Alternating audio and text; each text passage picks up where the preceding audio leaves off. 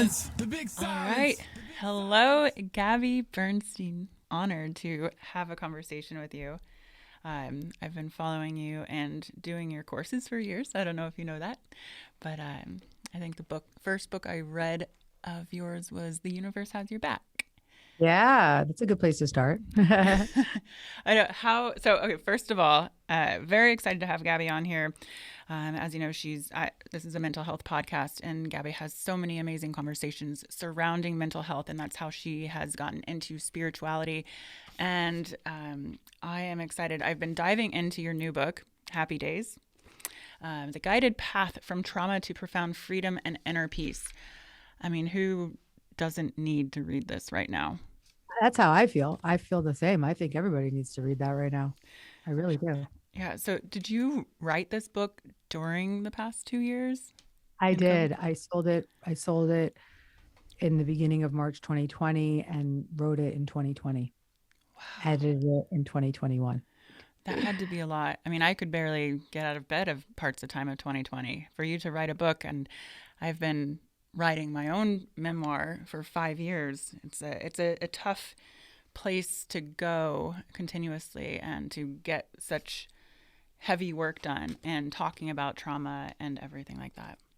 For me, to write is to heal. For me, everybody's got a different path, right? And in my world, in my life, I've written 9 books in 11 years, and every book has healed me.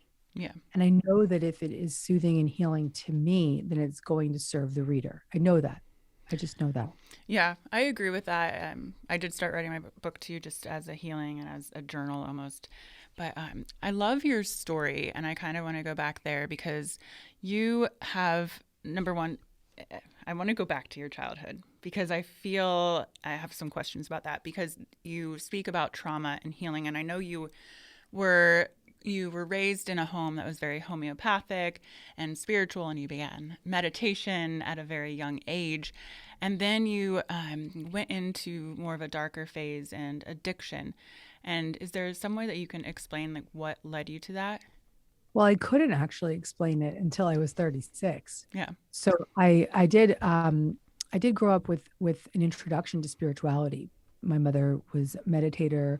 She brought me to the ashrams. I was named by the gurus, and I had awareness around it. And I also was brought up with the belief systems of homeopathic healing and meditation. And there's a lot of mantras and incense in my house.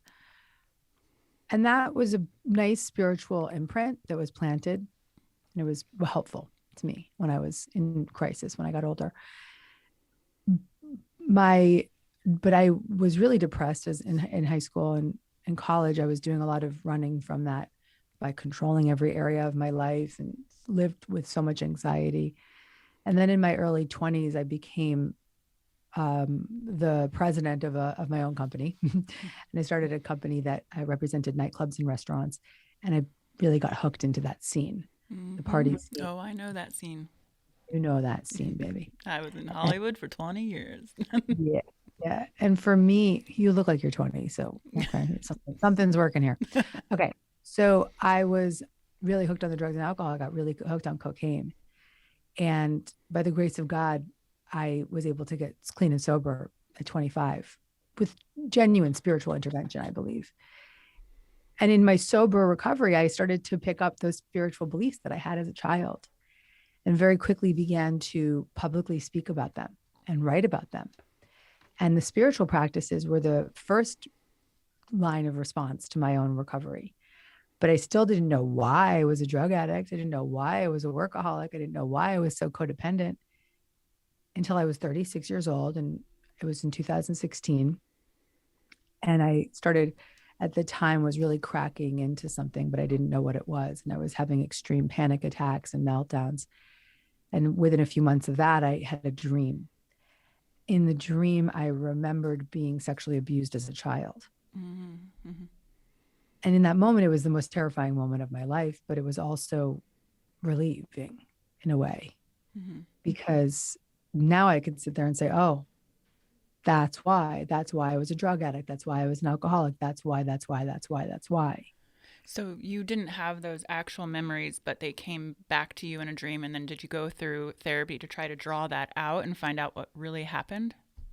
No, my journey in therapy has not been about trying to recover more memories or find out what, because that's not the style I chose. I chose I chose several different therapeutic styles that I put into this book, that while that may be part of the process, but it doesn't have to be. Yeah, I would say I also, especially when you experience that trauma, you block a lot because I have experienced trauma and you lose those memories. And I'm not trying to get them back either. I love one of the therapies that you talk about in your book is EMDR, Mm-hmm. which Mm-hmm. I have done as well. Yeah. EMDR is so soothing. I'll explain what it is. And it's also one of the therapies that really doesn't make you go back into the memory. I mean, you could be using it, doing the practice, which I'll explain on, the fact that you're pissed off at your coworker, and that will help you resolve something that happened in your childhood. So it's all related, first of all. So EMDR is eye movement desensitization and reprocessing. And the premise is that there's bilateral brain stimulation. And when we hold a buzzer in either hand, or have a buzzer in either ear, or watch a finger back and forth and your eyes are moving back and forth, you're stimulating both sides of your brain. And so when you have that bilateral brain stimulation, it actually opens up your brain's window of tolerance to reprocess disturbances, energetic disturbances, belief systems, phobias, particularly in trauma. And so what you would do in the session is you'd pick the target that you're going to work on. And it does not have to be the original inciting incident. It can be, I'm outraged at my partner right now, and this because they did this XYZ thing. And you just focus on the target and you notice it in your body, and you just talk about it if you need to, or you feel into it while you have this stimulation. And what it does is it allows your brain to reprocess the emotional disturbance. It allows your nervous system to settle. And in that settled state, you can really have the experience of reprocessing, Mm-hmm. which is, building a new belief system, building new neural pathways. It's profound. It really is. I would say maybe about 8 years ago. I mean, as we know, it's always a process. There's always the work to be done. We keep growing, we keep healing, we keep working through trauma. But I will say, when I experienced EMDR, I think I did 9 or 10 sessions with my therapist. Uh, the triggers, what used to trigger me to have panic attacks or to just spin out, they went away. Mm-hmm. Totally, totally, totally, totally. And what's beautiful about that is, if you have like a small t trauma, you were bullied, or, you were told you were stupid, you could work it out in 8 sessions. Mm-hmm. If you have like a real complex trauma, big T trauma, sexual abuse or violence in the home, or living through a catastrophic event, you would need more sessions. But as the sessions carry on, you start to feel the triggers start to subside and subside and subside. And those triggers are, when they're less reactive, Mm-hmm. you can do deeper work. And so it's really a miraculous process. And I actually give practices in the book for how you can do some safe EMDR through journaling, Mm-hmm. and with the EMDR music. And I give a lot of these resources so that, yes, I do recommend every step of the way, try this therapist, try the somatic experiencing therapist, try an IFS therapist as you carry on throughout learning my journey. But I also give you the tools that you can do in real time safely for yourself to introduce yourself to these modalities. Yeah, and I love that because you have 9 different transformational things that you can do to heal and work through trauma. And all of them are very attainable, which is what I love, because a lot of times people are like, simple things like, how do I even start meditating? But the way that you guide people through in your book, anybody can do it, and anybody can overcome the trauma and healing. And I love how open you are also about your own mental health. And I think that's the biggest thing that a lot of people don't want to talk about is, I've gone through situational depression. I grew up with a schizophrenic mother and stuff. She had depression. But I love, your conversation about having postpartum. Do you mind talking about that, postpartum depression? Anything I wrote in this book, I better be. Yeah. So I was now at this stage in my life. I'd remembered the trauma. I was well into my trauma recovery. I had was 4 months postpartum. I'm in the back seat of my car with my 4-month-old, and my husband's driving us to brunch for Mother's Day with my in-laws. And I'm in the back seat, and I say under my breath, "I want to die," Mm-hmm. and I meant it. Mm-hmm. Ooh, I just got chilled. Yeah. Yeah. And we're sitting at my mother-in-law's kitchen table, and I start crying, and my sister-in-law is just consoling me. And my mother-in-law comes up to me and she says, "Every new mom has anxiety." And I said, "This isn't just new mom anxiety." And months and months and months went by suffering with extreme panic attacks, agoraphobia, depression, insomnia, and suicidal ideation. And the way that I was trying to fix it was through meditation and through prayer and through ashwagandha and melatonin and this holistic path that, one, I was brought up with, and two, I've lived and breathed this wellness industry because this is the world I've been in. And many of my fellow authors would have very quickly kind of shunned any other idea Mm-hmm. for healing. So the possibility of needing any kind of psychopharmacological support was totally off limits to me until I hit my massive final bottom, at which point my therapist had to intervene. And she got my husband on the phone and she said, "You need to see a psychiatrist immediately. You're having a biochemical condition. Mm-hmm. And you can't meditate your way out of this." And then And I got diagnosed right on the spot. Within 5 minutes, she's like, "You have postpartum depression, anxiety." I didn't realize that anxiety is a form of postpartum depression. Yeah. And then, I want to just make sure I really drive home this one part of the message, which is that she gave me a prescription for an antidepressant. And she looked at me and she said, "Listen, I know you're resisting this." And I kept being like, "Can I just be on the lowest dose?" Like, all that bullshit. And she's like, "I know you're resisting this, but you've done so much beautiful therapeutic work and spiritual work. And this medication will give you a safe baseline to go even deeper in your trauma therapy." And she was right. Yeah. I mean, should not be a stigma about if you have to take a prescription drug. Of course, we all do. I get a lot of questions because I work a lot in the meditation space and fitness and working out to heal your mind and your body. But if there's a moment when you need a prescription, you should take it. As long because obviously, Gabby, you are doing the work. Yeah. You're like, I've done everything. I realized that I was actually unconsciously part of the stigma. I'd have audience members say to me, "I'm super depressed," or "I'm super anxious, I'm having panic attacks." And I'd be like, "Try this meditation." And when someone's going through a biochemical condition like postpartum depression or suffering from PTSD, and their brain is in hyper arousal and extreme suffering, and their being is in extreme suffering, it's like saying fuck you to them to just be like, "Oh, just meditate." Mm-hmm. Because I agree. Yeah. Because in those moments of acute crisis, the meditation is not going to work. It's when you get to that safer baseline, whether it be through medication or maybe something else, you can actually start to really feel the soothing benefits of the meditation.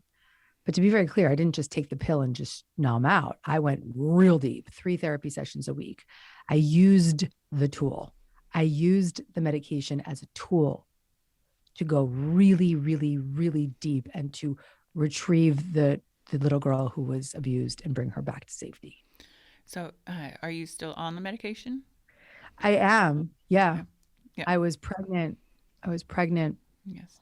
3 months ago with the 5.5 months pregnant. And I stayed medicated through that. I lost the baby. Yeah. Oh, I didn't lose the baby. I had to let go of the baby because he was not getting what he needed. And I was on the medication through that pregnancy because there was no way in hell I was going to let myself go back into the postpartum experience. And then I stayed on that medication when I lost the baby. I was going to say, really grateful to be medicated at that time. Yeah. Yeah. That's got to be, I can't, I say the word heavy, but I don't know that experience. So I would imagine you have been going through now more trauma and more healing that needs to be done after that.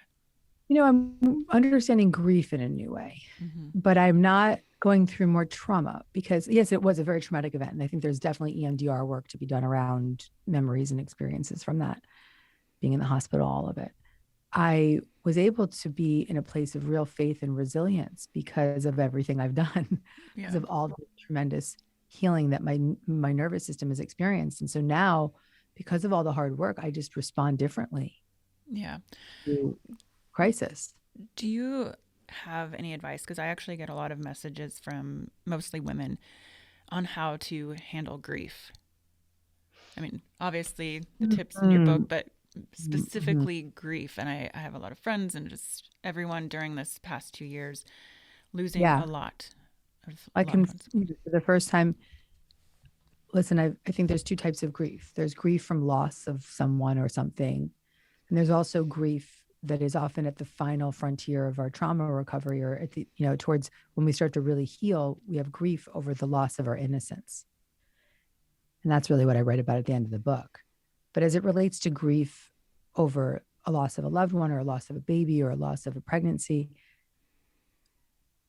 or even a job or a romantic relationship, that kind of grief must be done slowly.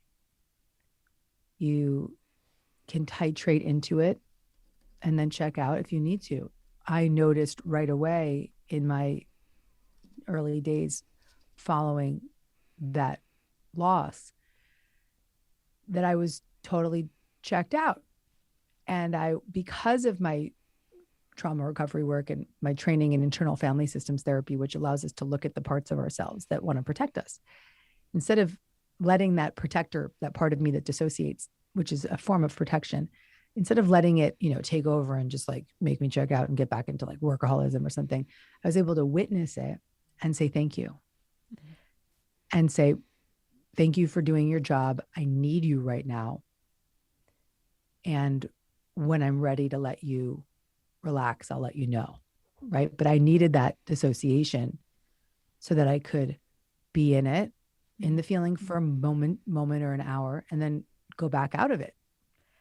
And if I faced it all at once, I would have been rocked, just totally rocked. And so I I believe that grief is something that we can feel into and then we can check out of, and then we can feel into it and then we can check out of it, because it's very, very painful to just sit in it. You have to allow yourself to have the moments of relief along the way.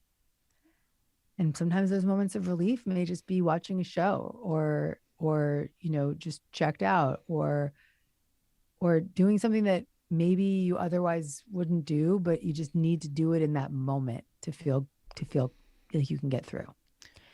Yeah, I agree with that.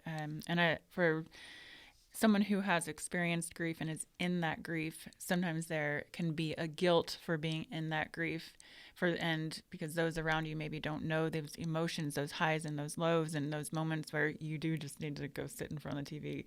You need to escape. You need to sit in silence. You need to go do something, or you then need to cry. And I think a good message to everyone out there is just let those going through grief, let them flow through it, and just be there Yeah, as a hug and a hand to hold and say, I'm here for you. You don't that's have to understand it. and don't question it. A lot of my friends, they were worried about me. So they're like, are there things you need to feel? And I was like, oh yeah, there are, but I'm not there right now. Yeah. Right now, I want to talk about your baby, or I want to talk about, and I did. I wanted to hold my friends' babies, and I wanted to, God, wanted to hold my grieving process also looks like this. Hey, I get it. That's why I have 5 Pomeranians. Yeah. Yeah. I got a kitten. I got a kitten. I got a baby. I Oh, bought it. she's I bought a baby. is it girl or And boy? she's a fancy baby. She's She's a very Bengal. pretty. She's very She's pretty. she's my baby. I mean, she's Yeah. in the studio with me right now. She's an angel reincarnated to support me at this time. I promise you that. Yeah. I believe that animals are very healing. I was in the hospital about to do a DNE which is an abortion, to Yeah. let go of the child that was alive in me, which is so horrific. And I was on the phone with the breeder. Like, hey, Like, give me a I'm gonna, animal. I need, and he's like, I'm putting you in front of everybody. And I'm like, thank you, man. So I think a lot of people listening, I like how you talk about why most people feel stuck. And I think the hardest thing is getting past that stuckness and feeling like so many don't know like what the first baby step is. Do you have advice on how to break out of your stuck patterns and to get into the work and without feeling too much pressure? Because I think with all of these tools and these tips, everyone just kind of is like, I don't even know where to begin. Yeah. Well, I help the reader begin. In the first two chapters, it's really about why we run and becoming brave enough to wonder. And so I have an inventory kind of system in the book that's like three questions you ask yourself in a row over and over after each trigger. So you notice what triggers you. Mm-hmm. And for me, it was like when things got out of control at work. And then you notice how you feel. And I would say I feel outraged and I want to fix everything and I feel extreme anxiety and hyperarousal. And then you notice how you run from the feeling. And so my way of running from the feeling was to try to control the shit out of everything, take over, get in charge, boss woman comes up, you know. So as you start to take note of your triggers, how you feel and how you run from those feelings, you begin the inquiry of why your patterns are the way they are. Why, not even necessarily why, but that they're a pattern, that it's not just, oh, this is who I am, but it allows you to see it as a pattern. It allows you to see it as a feeling that you might be running from. And that's just a very gentle way to help the reader begin the process of witnessing their feelings, witnessing their triggers, witnessing the feelings, and witnessing their behavior with compassion and understanding. Yeah. And awareness is a big part of it. Yeah. And I think it's really good to talk about how just being aware and recognizing, not being afraid of it. And the reader is like, I think awareness and the presence is so important in the healing So interesting process. that you just said, it's so interesting you said presence and awareness, because a lot of this book also takes, in one of the chapters, I have a chapter called Reparenting Yourself, where I take the work of my friend, Dr. Dan Siegel, and my new friend, I just interviewed him yesterday on my podcast. Best friends now. We're friends now though. And I took some of Dan's work and the parenting methods that I was practicing for my son, and I turned them on myself. And some of the greatest parenting techniques are really being present and aware. Yeah, I was actually going to bring up the reparentification or reparenting. It's something that definitely a lot of us do not do enough of. I've had to do a lot of that in therapy. Can you explain more about what reparenting is? Well, my way I've created this model of reparenting for myself and for my reader is literally taking the profoundly transformational parenting methods that I learned from the work of Dr. Dan Siegel and then applying them on myself. It was in 2020 where we're like, my husband and I run our business. We've got 20 employees that we're, financially responsible for. So you feel that pressure, right? And then you've got your little 3-year-old, your 2.5-year-old at home, and you're like working, napping, picking up, all of it was, I can't even believe we all got through that, parents, and I started reading I had the stack of Dan Siegel books that were gifted to me or I purchased when I was, I love him, by the way. Amazon in the middle of the night, live for him. And I finally got into them and I started reading them like rampage. I was like, no drama discipline, all the books on presence and just showing up and the power of showing up. And I just started getting into it because that's not what I experienced as a child at all. Not at all, not even slightly. And so I was committed to giving that to my son, but very, very quickly in the process. And I was also writing this book, right? So I'm in this process of writing this book and being really conscious and aware of what I didn't get and that what I want to give to my kid. And very quickly realizing, well, wait, why can't I give that to myself? Why can't I do the 4 S's, what she has. It just says, safe, seen, soothed, secure? How Mm. can I help myself feel safe? And some of the methods in the book, like a heart hold or breath practice, and I share all of it. And how can I help myself feel seen? And that's, just like writing passages in my journal about how much I celebrate myself and my recovery and just the minor moments, right? And how can I soothe myself? I can make sure I practice sleep hygiene, and I do my therapy sessions every week, and I ask for help. And then that creates a secure environment for me, little Gabby, and all of her parts. And so that was just radical for me to just turn those parenting methods that were working so well with my child. You turn on those methods genuinely, and they just change everything. But they really work when you've lived them for yourself. Yeah, 100%. I mean, I've written notes to my little girl and helped raise the little girl who didn't have a mother, and it really reparenting. And I imagine as a parent, we don't have children for various reasons, but um, Now just you have fur babies, you do I have children. I do. And I never understood that until now. Like Mhm. this little girl on my lap right now, she is my baby. Like I'm going away for a week, and my husband, and she lives in my office, which is across from my house. And for my husband won't let her in the house yet. Oh no. But I mean, I'm here all day, so she gets a lot of me. But she's my baby, and I'm like really, really, I'm like, oh, my son can ask for what he needs, but she can't. And so these little fur babies, they are our children. They're our angels. Well, I actually have 5 Pomeranians and I do have a cat. So, which my husband doesn't like in the house either. Pomeranians, holy mofo! You got a lot of kids. Yeah. Okay. Yeah, there's a lot. Okay, this is going to be totally random. And you can answer it or not, but I wrote this down earlier because I'm so interested, especially because you're talking about you'll have what you need for your mental health and the prescription that you're on now. But there's this and being a sober person. What is your thought on the current psychedelic therapy trend?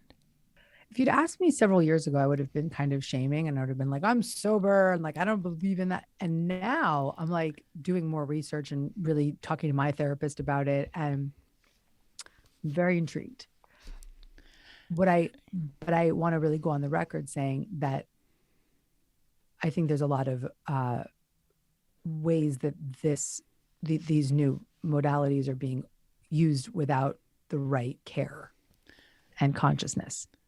So if I were to recommend anybody to look more into the psychedelic approach, I would say make sure you're doing it with a trained therapist who has a model that they're following, not just like some random guy that calls himself a shaman. Okay. Yeah, I know because I'm reading a book, A Dose of Hope on that, and I think we've had a similar background of abusing these certain drugs. Exactly. Because I know a lot of sober people out there now personally that are doing a lot. I keep twitching my eye because I've got like an eyelash in my eye. So don't call me crazy. That was actually a chapter in the book. Yeah. So, no, I look, I'm a very outspoken person, so I'll just speak loudly. I think that there's so much interest that I have in the MDMA trials that are happening and all the work that's happening there. And just to be super clear, you cannot be on antidepressants when you do that work, nor would someone let you. But I'm definitely, I think I really do believe that may be something I try out in the future when I titrate off my meds, and when I'm super ready when that's the moment for me, because it's pretty fascinating. Ayahuasca would not be something I would do because I never liked being that I did not like that feeling. I did not like that. It frightens me. I've never done it. Yeah, I was a cocaine addict. I needed to be in control, Yeah. So I think that the thing I am worried about is I see a lot of people doing these journeys and, meeting with random shamans and people that just name themselves a shaman and doing ayahuasca. And that makes me nervous because I just worry for the folks that are one, I worry about people's brain chemistry. If they're just like, if these are the kinds of things that are meant to be done in very, what is it, like 1-2 sets, like not a lot of sessions. These are supposed to be like very temporary experiences that can have profound change on your brain. But the therapy that I've trained in internal family systems therapy, is one of the modalities that is used when people are doing these kinds of treatments. And so I'm all for it, but in the right hands. Yeah. I will just say I asked that question because I've found myself being very judgmental about it, but maybe I don't know enough about it just because I used to lose my mind in all of those drugs back in the day to hide or run away from trauma. But I'm opening my mind. I can't say I mean, that. I think that it's I was just like you. I was like, nope, I'm sober, blah blah blah. But there's there's when you hear it from your therapist, like my therapist, who's like super straight laced and knows I'm 16 years sober, like very very very protective of my sobriety, and she's like telling me about the results that occur in these one time treatments, like and saying this could take you to the next level of recovery. I'm like, I might have some buy-in there, you know. So I don't know. I'm open. I absolutely want to learn more. I also, really love the work of Gabor Mate, and I believe in his trauma work. And he's a huge proponent of this psychedelic healing. And so I'm just staying open to what that looks like. Open to everything, attached to nothing. I think that was what Dr. Wayne Dyer said, right? Well, I just want to thank you for bringing in Wayne, because Wayne was my mentor and a very dear friend and a figure in my life that was extraordinary. And whenever I get a Wayne Dyer quote coming through, I know he's there. I know he's saying, we're good. Let's keep going, girl. I love that. Keep going. I mean, you have done some powerful work, and I know from what I've seen your work over the years, how many people you've touched and how many lives you've saved, and people look up to you and your mission of bringing spirituality to everyone. We need more Gabbys in this world. So, and your book comes out February 22nd. So are you going on a book tour, or what's your plan? 2/22/22. I know the numbers. Yeah. Somebody buys this book before the 26th, they get a free full day workshop with me on the book. So that's cool. And so I've got this like virtual book event, right, that people from all over the world can join. And I'm not particularly going on a book tour, but I am starting to do live events again, which is like, whoa, I haven't done a live event in 2 years. I'm going to be on a real stage in March, and then in a few real stages in March. And that's kind of bananas and exciting and terrifying at the same time. Not terrifying, just it's, a muscle I haven't used it in 2 years. Yeah, I know. I didn't do it a long time, and I just did something. You've worked with Deepak. I was just in Mexico with him on a main stage, like live events again. It feels so good. It's amazing. Feels good, right? It does. It really does. So, Gabby, where can everyone find you, find your book? Go to deargabby.com/happy days to learn more about the book and get the resources for the book. And then you can check out my podcast, Dear Gabby. So if you want to be workshopped by me, you can tune in and we have live recordings. And then if not, and you want to just listen and be supported by my coaching, that's the show. And that's me. That's where I'm at Gabby Bernstein on Instagram. And yeah, I love the podcast that you did on Dear Gabby. I think it was May 2021 for Mental Health Awareness Month, where you had a big discussion with several people surrounding mental health. So check that out. Go to the pod. And thank you, Gabby. Thank you for all the beautiful work you do and making this world a better place. Thank you, sister. And thank you for what you're doing. This conversation is the most important conversation to be having about mental health. So God bless you. Bless you too. Keep it up. All right. Thanks, Gabby. The big silence. The big silence.